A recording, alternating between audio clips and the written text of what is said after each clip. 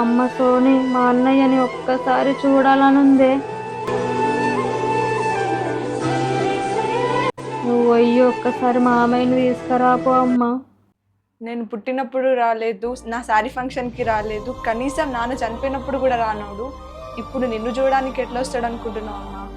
నేనంటే మీ మామయ్యకు సత్యంత ప్రేమ. నేను ప్రేమించి పెళ్లి చేసుకున్నందుకే మీ మామయ్యకు నా మీద కోపం తప్ప మరేం లేదమ్మా. ఒక్కసారి నా కోసం మీ మామయ్య దగ్గరికి వెళ్ళమ్మా. తప్పకుండా నా కోసం వస్తాడు మీ మామయ్య.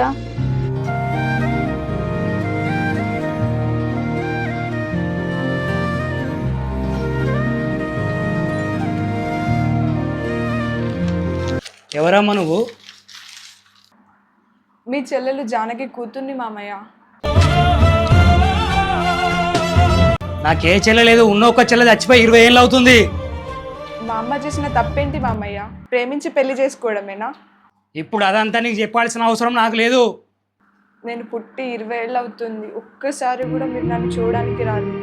ఇప్పుడు మా అమ్మ చావు బ్రతుకుల్లో ఉంది, మిమ్మల్ని చూడాలంటుంది. ఒక్కసారి నాతో రండి మామయ్య.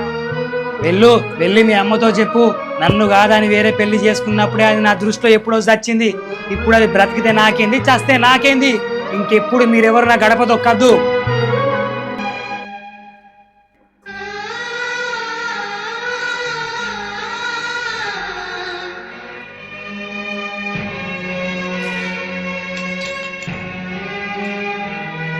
నా కోసం వస్తాడు మీ మామయ్య.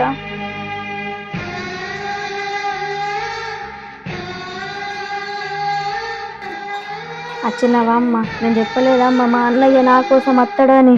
నేనంటే మా అన్నయ్యకు సత్యానికి ఇష్టమమ్మ. ఏడమ్మా మా అన్నయ్య? అన్నయ్య అమ్మ అడిగేది, మామయ్య ఎక్కడా? వెళ్ళి మీ అమ్మతో చెప్పు, నన్ను కాదని వేరే పెళ్లి చేసుకున్నప్పుడే అది నా దృష్టిలో ఎప్పుడో చచ్చింది. ఇప్పుడు అది బ్రతికితే నాకేంది, చస్తే నాకేంది. ఇంకెప్పుడు మీరెవరు నా గడప తొక్కద్దు. అన్నయ్య అన్నయ్య అన్నయ్య, ఒక్కసారి నేను చూడాలన్నదన్నయ్య. అమ్మా అమ్మా అమ్మా అమ్మా అమ్మా.